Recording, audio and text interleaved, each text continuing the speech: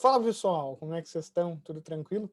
Na aula de hoje a gente vai fazer um exercício, né? Vocês podem ver pelo horário que eu já deixei aí um tempo para o pessoal fazer e também conversei um pouquinho com o pessoal a respeito dos nossos trabalhos nesse semestre 2012, 2020/2, né?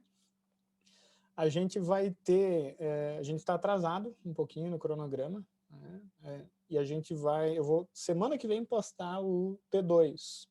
A gente vai ter mais uma aula sobre funções de transferência e estabilidade, tá? Em que eu abordo tanto discreto quanto contínuo. Então é uma aula bem legal para finalizar o conteúdo. Então eu vou postar essa aula provavelmente hoje ou no final de semana para vocês estudarem. E na aula que vem, né, já na semana que vem, eu vou liberar o T2 para vocês, mais provavelmente perto do final de semana. Tá? E estava comentando aqui com o pessoal que a gente tem logo mais o T3 na sequência. Tá? Então, como eu estou um pouco atrasado, provavelmente, tá, eu vou liberar o nosso T3, vou liberar as aulas do semestre passado e liberar o T3, dar um prazo um pouco maior e fazer uma coisa um pouco diferente, talvez. Tá? Fazer com que vocês estudem as aulas já fazendo o T3, mas eu vou me decidir ainda quanto a esse sentido, até porque no nosso cronograma aqui, até tem um certo, dá para se dizer que é um erro, eu vou fazer a entrega do T3 ser um pouco mais cedo. Por quê? Para quem pegar G2 ter tempo para estudar. Tá? Para eu fechar as notas em tempo de atender vocês dia 9 aqui, para tirar dúvidas referentes a G2, que vai ser o mesmo modelo. Eu vou postar dia 11, desculpa, né? Eu vou postar G2 exatamente dia 11, conforme esse cronograma 2022, e vocês vão ter 7 dias corridos para entregar G2, tá? Então, quem for pegar G2, quem porventura não entregou um trabalho e já está meio comprometido, né, e vai ter que fazer a G2, já vai se planejando e não deixa de entregar os outros trabalhos, né? Porque senão vocês podem não, né? Se não entregar 2 trabalhos, não tem o que fazer. Tá? Então, cuidado, tá, pessoal? Lembrem-se disso. Tá? Então, resumindo, trabalho T2 na semana que vem e logo na sequência eu vou postar o T3 e as aulas dessa última parte sobre o Fourier. E vamos fazer que nem hoje, por exemplo, eu vou abrir a aula para fazer um exercício, para tirar dúvida, essas coisas. Vamos para a aula de hoje? Então, ó, a minha cara aqui vai parecer grande. Vamos ir para o quadro, olha só que alegria. Então, pessoal, esse exercício é um exercício um pouco mais complexo que os exercícios que a gente fez sincronamente, né, nas últimas aulas. É um sistema de segunda ordem, tá, discreto. Parece que é complicado, mas não é, vocês vão ver. Então, quem está vendo essa aula assincronamente, pausa o vídeo, lê o enunciado e resolve. Tá? É um exercício completo no sentido da aplicação da transformada Z na solução de sistemas discretos. Eu tenho uma equação de diferença, eu peço a função de transferência, calcular os polos e os zeros da função e obter a representação, a resposta, desculpa, quando eu tenho condições nulas, isso não necessariamente é uma obrigação, eu coloquei para facilitar um pouco, e quando a entrada é um degrau. Tá? E aqui, essa vai dar trabalho, essa aqui de cima. Tá? Isso aqui eu coloquei como tema de casa para quem quer exercitar, para quem quer realmente sentar a cabeça, tá sem nada para fazer, faz esse exercício.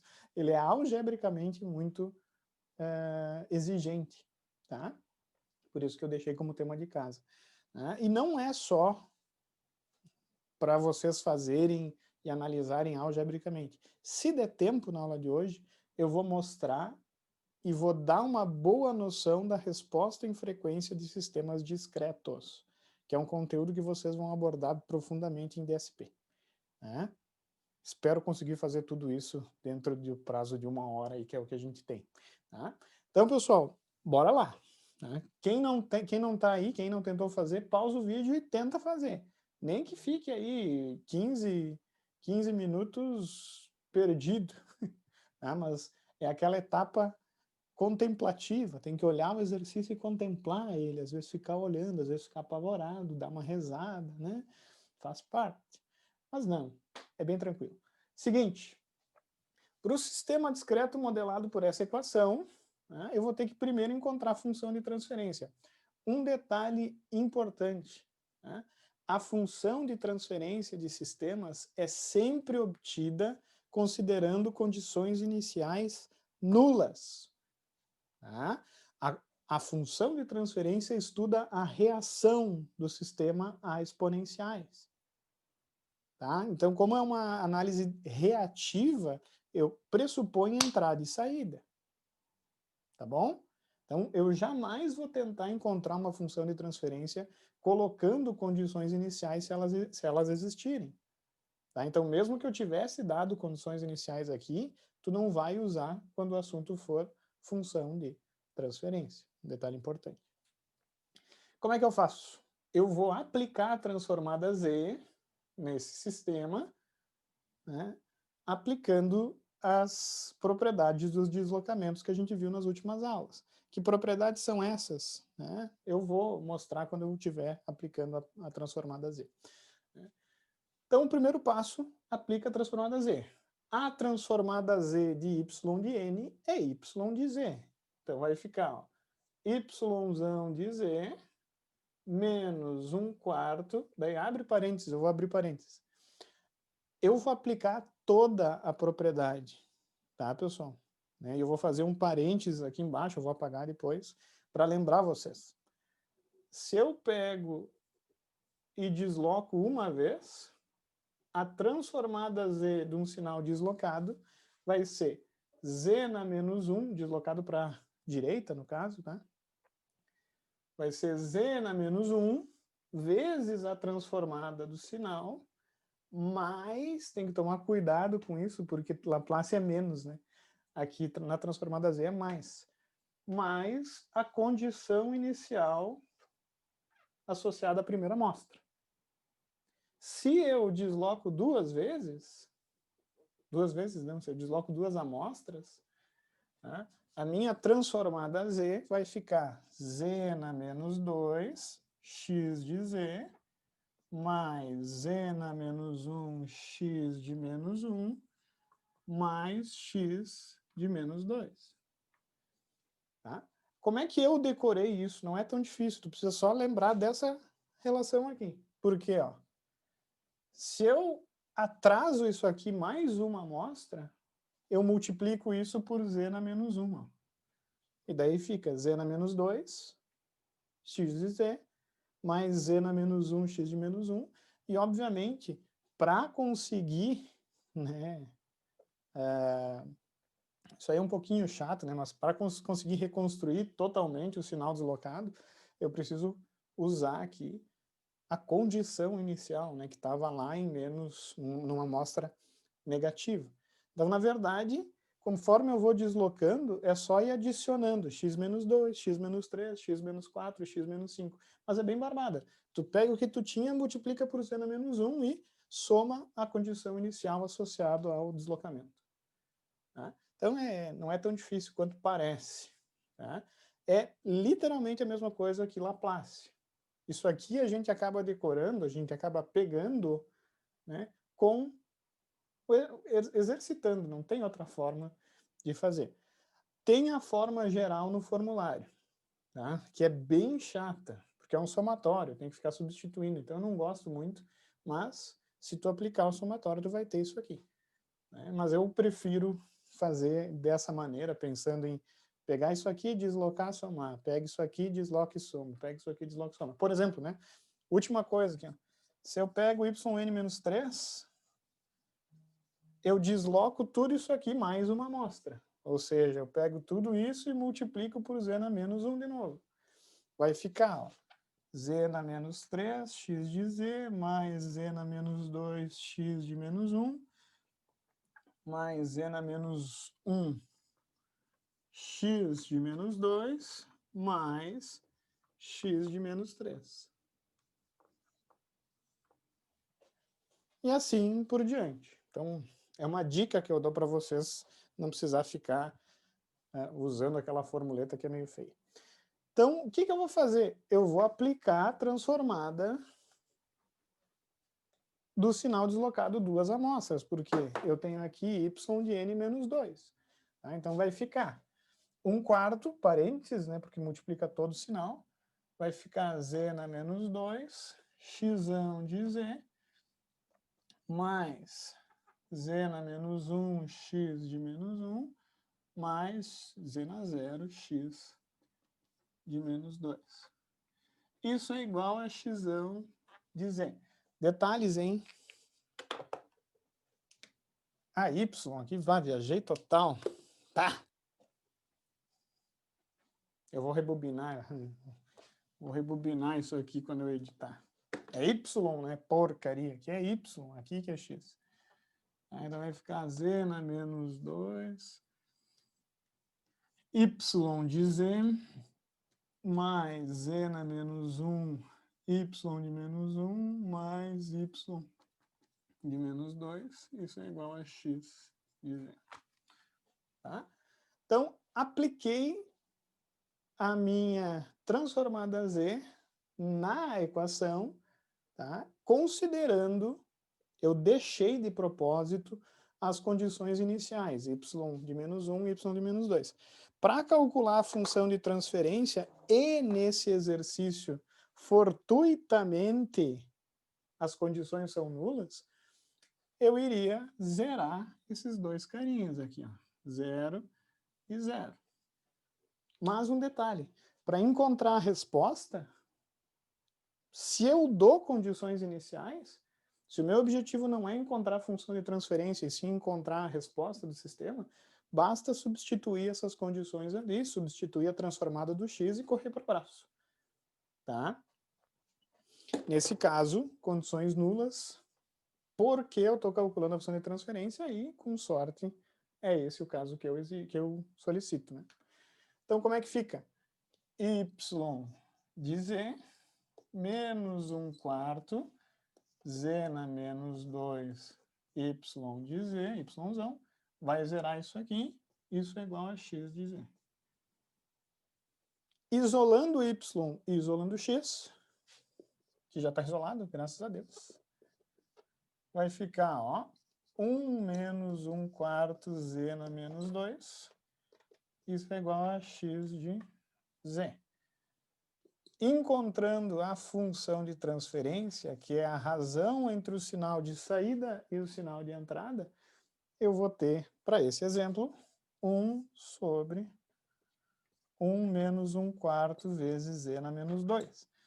Eu, particularmente, não sou fã de potências negativas. Ó, eu tenho uma potência negativa do z. Então, para deixar essa função de transferência com potências positivas, para ficar alinhado com o que a gente trabalhava em Laplace, inclusive, basta multiplicar em cima e embaixo por z ao quadrado. Então, eu vou pegar, multiplicar em cima por z ao quadrado e multiplicar embaixo por z ao quadrado. Isso me resulta z ao quadrado sobre z ao quadrado menos 1/4. Por que que isso é interessante? Porque agora eu consigo calcular rapidamente polos e zeros. Tá? Lembrando que os polos são os valores de z que faz a função de transferência tender para infinito.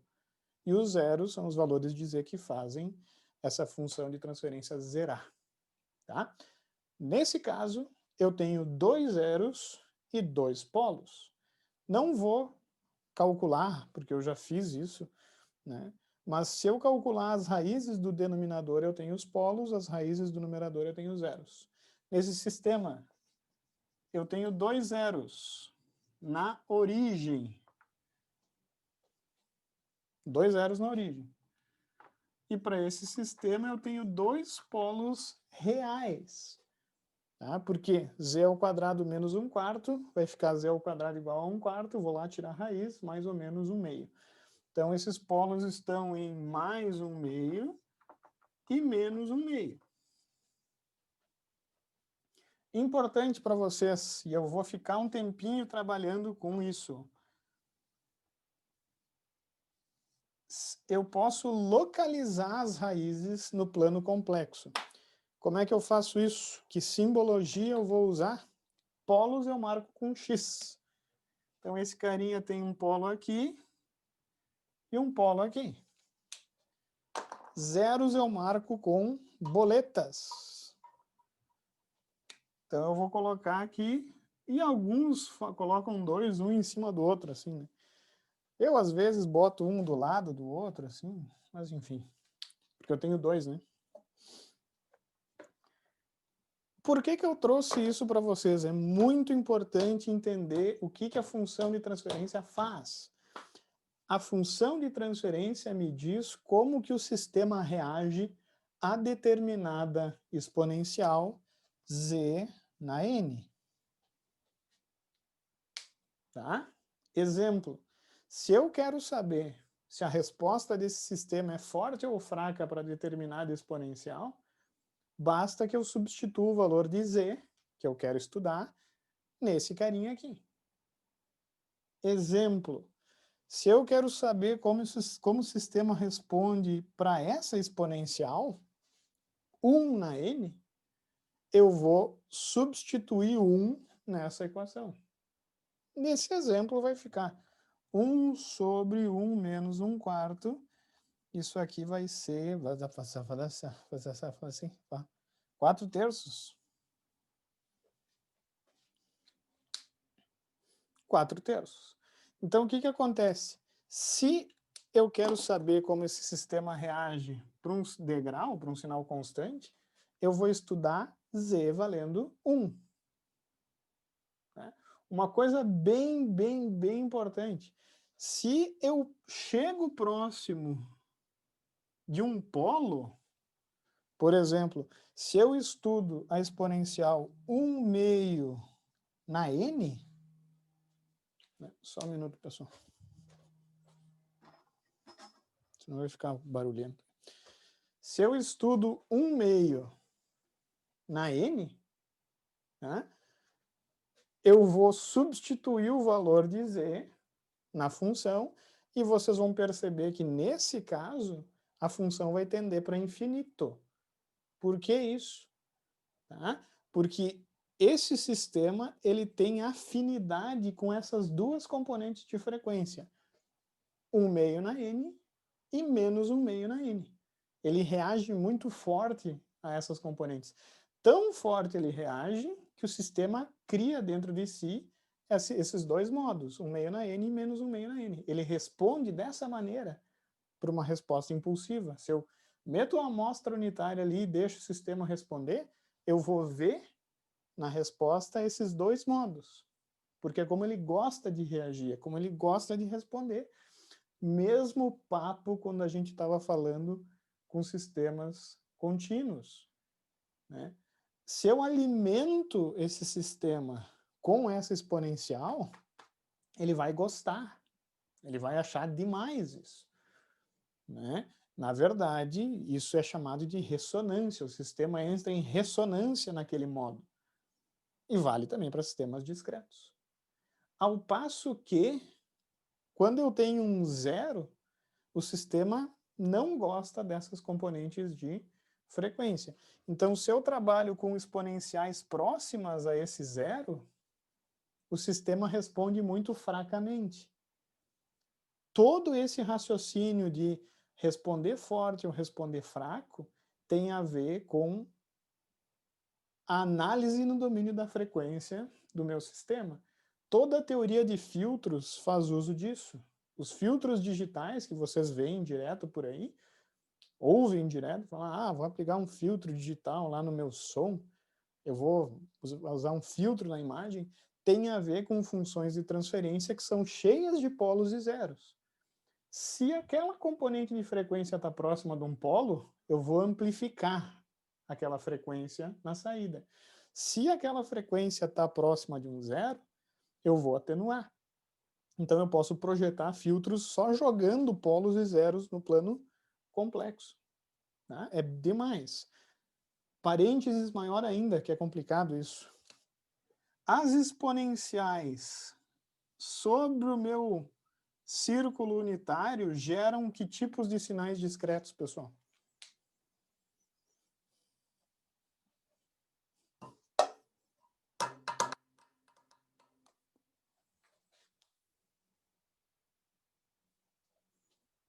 Vocês estão aí? Alô? Estão me ouvindo? Eu estou ouvindo vocês ou não estou ouvindo? Estamos ouvindo. Tá ouvindo, sim.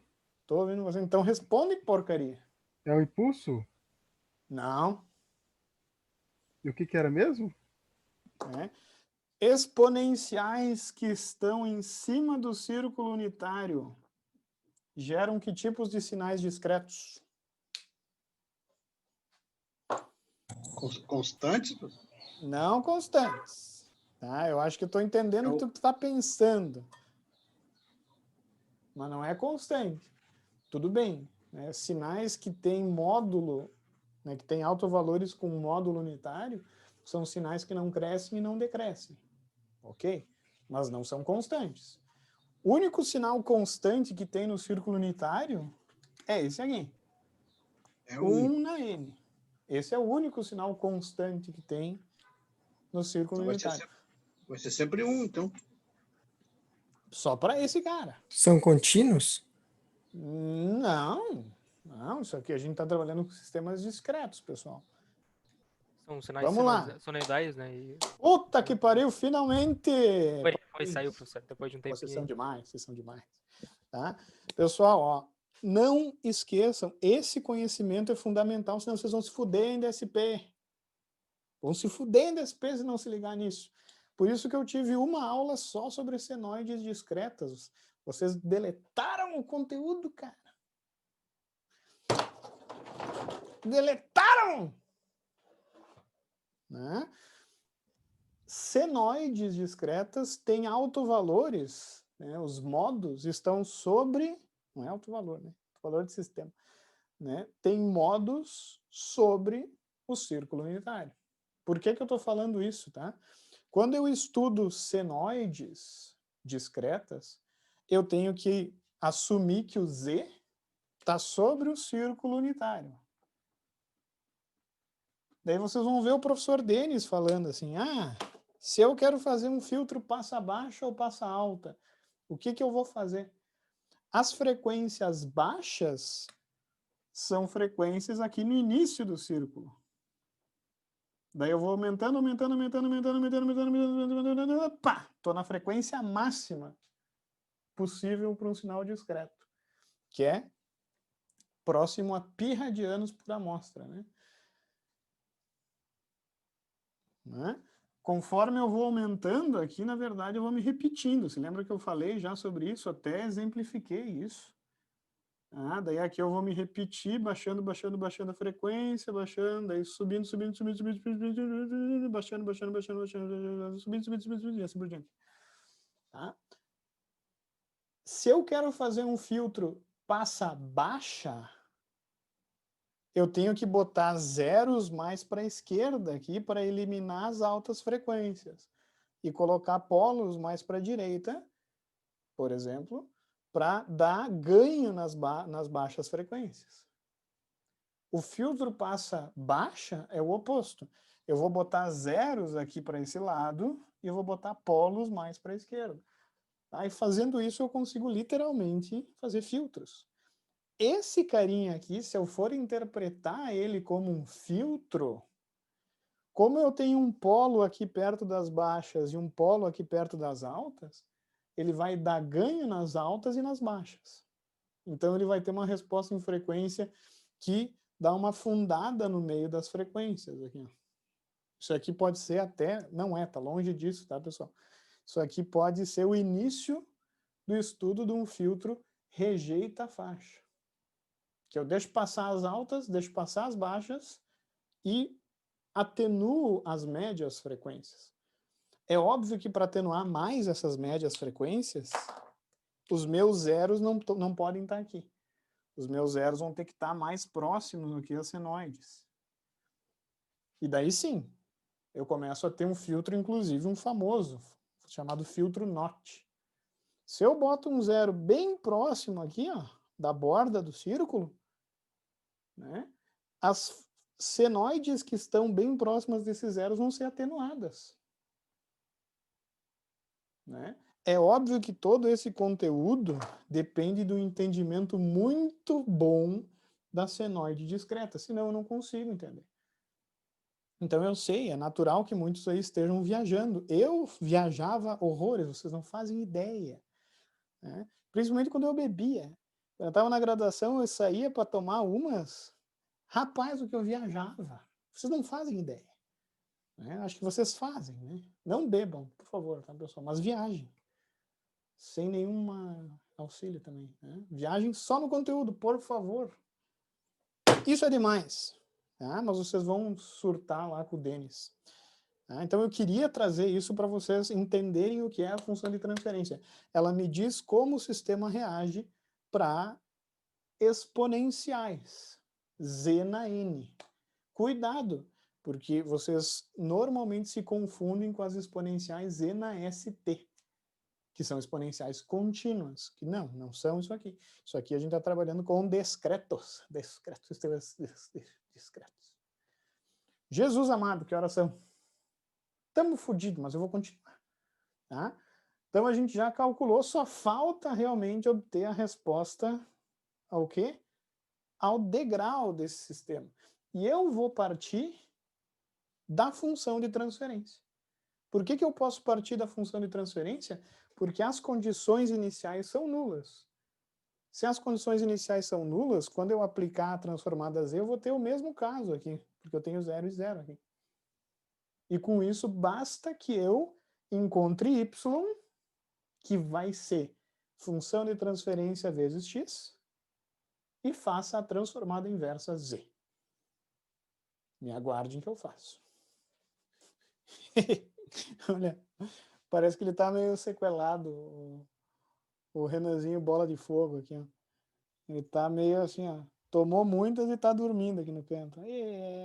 Sexta-feira, né, professor? Sexta-feira, né, cara? Sexta-feira. Ô, professor, mas é difícil fazer esses filtros? Não é difícil, não. Tá? Na mão é difícil, mas hoje em dia tem os filtros discretos, existem funções prontas para fazer. Tá? E outra, diferente dos filtros contínuos, né, os filtros contínuos que eu implemento analogicamente, isso aí foi um parênteses bem interessante de se falar. Os filtros contínuos analógicos, tu vai encontrar filtros de quarta ordem, né, até quarta ordem, cascateando filtros de segunda, tu consegue fazer. Projetar, inclusive. Né? Mas dificilmente, eu nunca vi um filtro de ordem maior do que 4 sendo implementado na prática. Né? Pelo menos eu. Né? O que é a ordem do filtro, só para se lembrar? É a quantidade de polos, por exemplo, que ele tem. Os filtros digitais são comumente encontrados em ordens elevadíssimas. Por exemplo, 60, né, 50, 40, que seja. Eu posso fazer filtros com uma ordem bastante grande. Por quê, pessoal? Como eu trabalho com equações de diferença, estou trabalhando com um computador, a ordem do filtro basicamente vai ser a ordem da equação de diferença ou equação de recorrência que eu tiver. Tá? Então, um filtro de ordem 40, ele tem que guardar 40 amostras passadas para ser implementado. Porque eu vou ter a saída mais um coeficiente a saída atrasada, mais 3 pontinhos até a amostra atrasada, 40 amostras aqui. Isso é bem fácil de fazer, todo mundo que programa sabe. Cria um vetor, armazena essas 40 amostras, né, passadas, e daí bota numa equação, faz um for para calcular, e deu para a bola. Assim, não é uma coisa que demanda muito. Tudo bem, demanda tempo de máquina. Mas no projeto em si, não é muito mais difícil de fazer do que uma ordem 20. Né? Porque é código. Isso aqui está implementado dentro de um computador. Captaram a ideia? Porque eu posso vir da equação, da função de transferência e encontrar a equação de diferenças para implementar dentro do código. É assim que se faz, tá, pessoal? Se eu quero fazer um filtro de som digital, é literalmente assim que eu vou fazer. Tá? Eu vou projetar ele usando polos e zeros, para ele ter uma certa característica de resposta em frequência, encontrar a função de transferência, que tudo bem, vai ser uma coisa gigantesca, mas ela vai se traduzir numa sequência de coeficientes que eu vou usar numa expressão matemática dentro do código. Tá? Então não se apavorem com o grau dos filtros. Né? Um detalhe importante, obviamente que quanto maior o grau do filtro, mais tempo ele leva, né, para carregar o buffer e dar um resultado. Né? Não é assim uma coisa, tá? Aumenta a complexidade, aumenta, né? Aumenta também a probabilidade de dar erro, do erro se acumular, né, nas somas, por exemplo. Lembrando que o código, o computador, tem uma limitação, né, de representação. Tá? Então, tem vários detalhezinhos que quem vai falar com você vai ser o professor Denis. Né? Mas é interessante lembrar, né, que existem filtros digitais de ordem bastante grande. Tá? Obviamente que também está associado à taxa de amostragem do sinal, tem uma série de detalhes, tá, pessoal, que a gente não vai ter tempo de trabalhar aqui. Enfim, resolvendo, indo para os finalmentes, né, eu tenho que me lembrar que o meu x de n é u de n. O xão de z, que é a transformada do degrau unitário, indo para a tabela z, vocês vão encontrar z sobre z menos 1. Isso está tabelado, que nem Laplace. Olhando essa equação, eu tiro que y de z vai ser igual a h de z vezes x de z. E lembrem uma coisa, isso aqui não é nada mais do que a convolução no tempo. Um produto na frequência é uma convolução no tempo. É uma propriedade da transformada z, inclusive. Tá? E professor, Substituindo... Diga. rapidinho, o DSP que o professor fala é PDS? Não, é Processamento digital de sinais? processamento digital de sinais, exatamente. É PDS, né? Mas é DSP.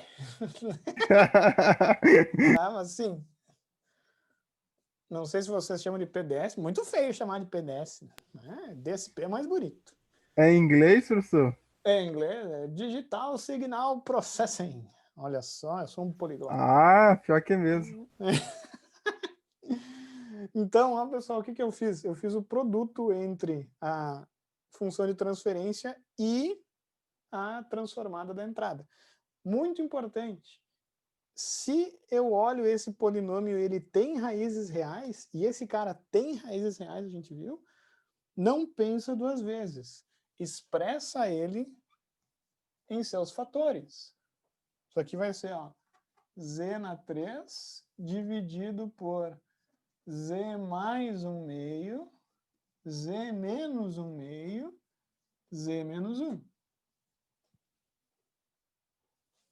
Tá? Isso aqui, as raízes, não esqueçam, né? Os polos, as raízes é menos 1 meio e mais 1 meio. Então, eu expressei aqui. Ó. Parem e prestem atenção. Se fosse Laplace, tá? Eu já sairia expandindo essa porcaria que nem um louco, mas tem que tomar cuidado. Porque se fosse Laplace, isso aqui é uma função estritamente própria. Eu teria que compensar, isso não é tão simples. Tá? Mas como a gente está fazendo um sistema discreto, tem um macetezinho que facilita a expansão em frações parciais para ela ficar exatamente igual ao Laplace. Tá? E é bem barbada. Tu não vai expandir y de z. Tu vai expandir y de z sobre z. Por que isso? Para a gente fazer a expansão exatamente como a gente faz com Laplace, usando literalmente a mesma tabela. tá? Em resumo, né? Eu deixei bem claro isso nas aulas, né? Então eu não vou entrar realmente em detalhes, mas eu vou lembrar, até usei uma cor que assusta um pouco, uma cor assim que denota uma coisa ruim, que é vermelho, né? Não só coisa ruim, né? A cor do nosso sangue, cor da Ferrari também, né? Enfim. A cor do 10, professor. Ah? É a cor do 10. A cor do 10? É o 10 que a gente tira na prova. Ah, não. A cor do... Pois é, vermelho denota sempre uma coisa meio que não é muito boa, né, cara? Mas, enfim, vocês sabem por que o Inter é vermelho, né? Até onde eu li era por causa de uma coisa socialista, né? Se eu não me engano, da Internacional Socialista, né? Por isso que o nome é Internacional também. Mas, enfim, viajei agora. O que acontece? Eu vou dividir tudo por Z, porque eu vou fazer Y sobre Z. Né? Então, fazendo Y sobre Z, eu tenho que dividir isso. Coloquei Z aqui. Então, eu vou usar vermelho aqui. Coloquei o Z aqui, coloquei o Z aqui. E quando eu coloco o Z ali para fazer a expansão, eu vou cortar com 1 lá em cima. Ó. E, na verdade, a expansão fica uma função própria. Ó. Z mais 1 meio, Z menos 1 meio, Z menos 1. Que se eu lembrar de Laplace, a expansão é barbada. Né? É A sobre Z mais 1 meio, mais B sobre Z menos 1 meio, mais C sobre Z menos 1. E daí, faz igual a gente fazia em Laplace, que eu vou fazer rapidão aqui, tá, pessoal? Z mais 1 meio, Z meio... Opa, aqui não, ó. Errei. O mínimo múltiplo, na verdade, é um múltiplo de todo mundo. Daí faz isso aqui, dividido por isso, vai cortar, vai sobrar só isso aqui. Daí vai ficar Z menos 1 meio, Z menos 1, mais B, Z mais 1 meio, Z menos 1, mais C, Z mais 1 meio, Z menos 1 meio. Estamos quase terminando, tá, pessoal? O que acontece? Esse carinha vai ter que ser igual a esse carinha aqui. Né? O denominador já é. Então, o único problema, a única coisa que me falta é igualar os numeradores, que eu não vou fazer aqui essa igualdade para ganhar um pouquinho de quadro. Tá? Eu vou fazer direto a substituição dos valores de Z para calcular A, B e C. Então, fazendo Z, que valores de Z eu vou usar, pessoal? Valores que facilitem a minha vida. Que valores que facilitam? 1 meio, menos 1 meio e 1. Tá? E vocês vão ver aqui, substituindo, por exemplo, Z igual a 1, eu zero o C, zero o B, opa, eu zero o A, zero o B, me sobra só o C. Desculpa. Né? Então vai ficar, ó, C, 1 mais 1 meio, 1 menos 1 meio, e isso é igual a Z ao quadrado, que é 1. 1 ao quadrado, então eu vou botar aqui. Isso aqui é 3 meios. Então, C vezes 3 meios vezes 1 meio, isso é igual a 1. C igual a 4 terços. Um parênteses bem grande. Voltem para o quadro passado e vocês vão ver que a resposta do sistema para esse Z é literalmente 4 terços. Isso não é coincidência. Mas vamos voltar aqui. Se eu usar Z igual a 1 meio, né, eu vou zerar o A e vou zerar o C. Fico com o B. Daí é B, 1 meio mais 1 meio, 1 meio menos 1, isso é igual a 1 meio ao quadrado. AB. B igual. Aqui é 1, menos 1 meio, menos 1 meio, menos 1 quarto. O B é 1 meio. B é 1 meio. B é 1 meio. Que eu posso, literalmente, usar a função de transferência e substituir o Z por 1 meio também. Essa técnica, pessoal, que eu estou até falando, tem nome, né? Técnica de Refside, mas enfim. O Z menos 1 meio, vou fazer a mesma coisa, vai sobrar só o A. Né? A menos 1 que multiplica menos 3 meios. Isso é igual, de novo, a menos 1 meio ao quadrado, que é 1 quarto. Aqui o A é igual a quanto? Vai ser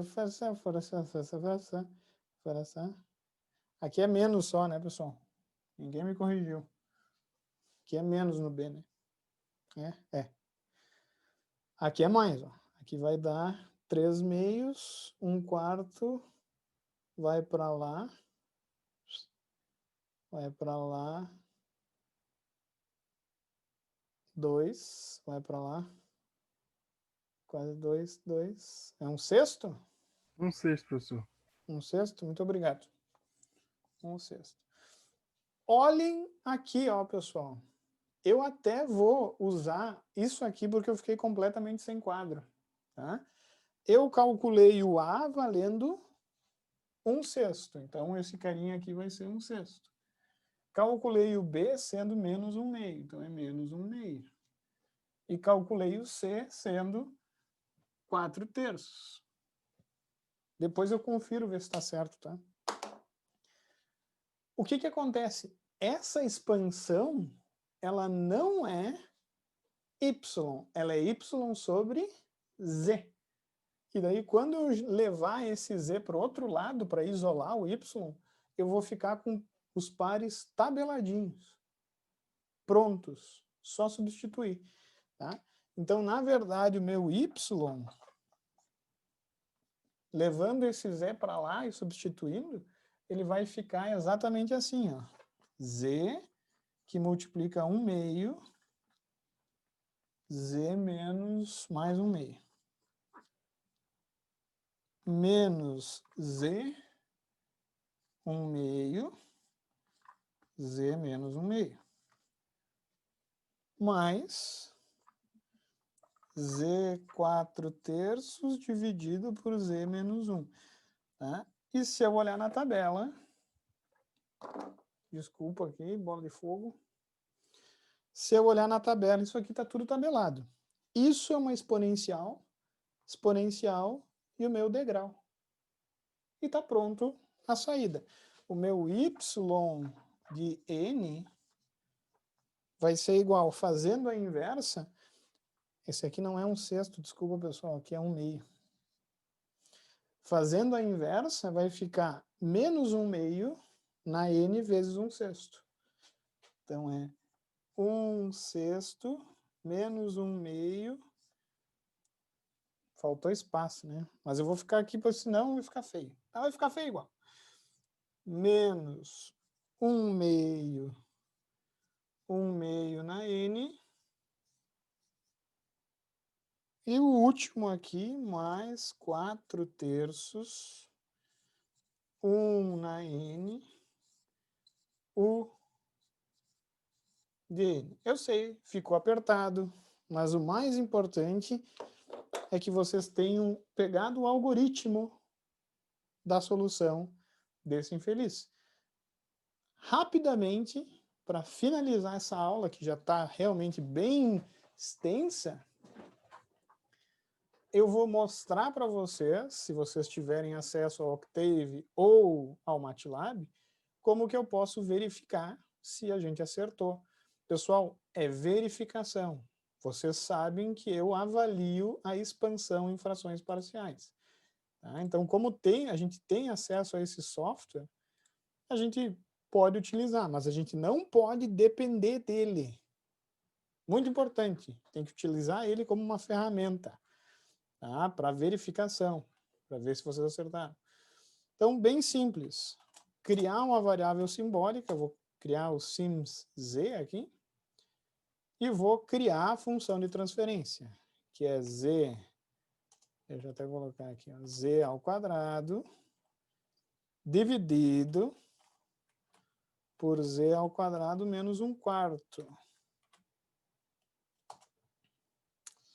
Daí tu cria y.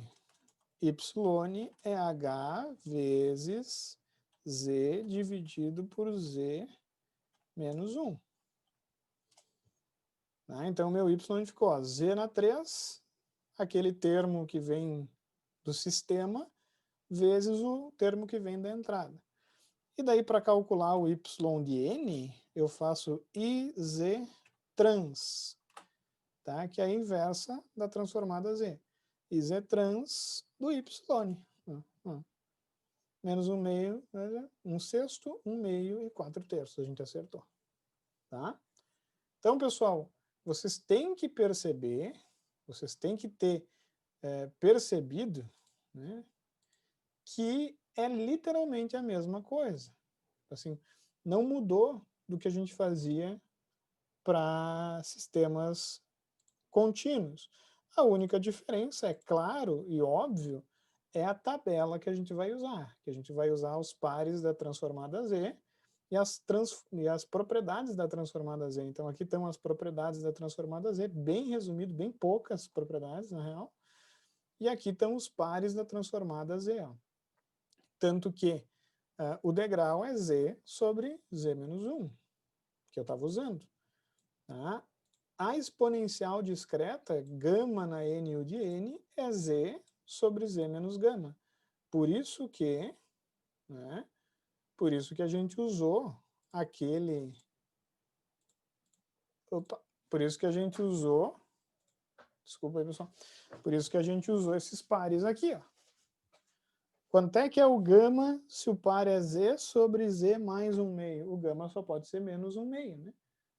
Porque Z menos gama, substituindo menos gama igual a 1/2, bom, o gama é um menos 1/2.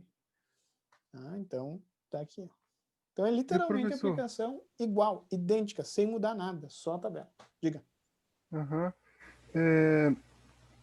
O meu, aquele Sims lá, ele não aceita no Octave. Eu não sei se eu esqueci de falar alguma coisa. Ah, tem que carregar o pacote da matemática simbólica, né? No Octave. Sim. E o professor poderia mostrar? Não sei se... Não, porque eu não sei. Eu não Ah, uso tá. Octave. Eu vou ver depois, então. Tá faltando essa parte no Octave. Não, mas aí tu tem que fazer o load de um pacote, né? Ah, tá. Beleza. Aqui aconteceu a mesma coisa comigo. PKG? Package? Né? Mas vocês usaram isso para Laplace, né? Na verdade eu usei o Wolfram Alpha, sei lá. Não sei. Ah, bom. Mas daí daí eu não vou conseguir ajudar vocês, não.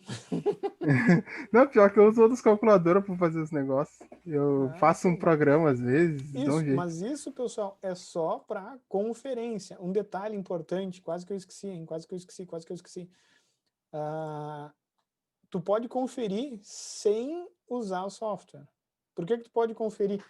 Porque para sistemas discretos, como eu cobrei no T1, tu pode literalmente calcular amostra por amostra. Tá? Então, se tu quer saber se tu acertou, e se tu fizer isso, tu vai ter certeza, substitui 2, 3 valores de N, 0, 1 e 2, e calcula recursivamente e vê se a forma que tu encontrou aqui, esse Y, fecha bem certinho com essas amostras. É óbvio que é um procedimento meio chato, tu vai levar uns 5 minutinhos ali para fazer. Mas fazendo isso, tu tem certeza se tu acertou. Então é um procedimento que é bem importante para garantir a questão. Tá? Então, mesmo que tu não tenha, pessoal, o MATLAB ou o Octave para usar a EasyTrans, né, fazer isso aí no software, que eu não aconselho vocês a fazerem para resolver o trabalho. Tem que fazer na mão. né? Vocês podem verificar calculando recursivamente o resultado. Tá? Para sistemas contínuos, isso não é possível. Para sistema discreto, tu pode fazer. Então, essa é uma grande vantagem dos sistemas discretos. Pessoal, a gente já está fudidão no horário, mas espero aí que o exemplo tenha sido proveitoso para vocês. Não esqueçam das orientações no início do vídeo sobre o trabalho nesse semestre. E bom final de semana. Votem com consciência, porque votação dia 15, né? Ou não também, né? Façam o que vocês quiserem, pois é tudo da lei. Da lei. Falou. Falou, professor. Até Bom mais. final de semana. Obrigado. Professor, boa noite, boa noite. Bom final de semana, Bom fim. galerinha medonha.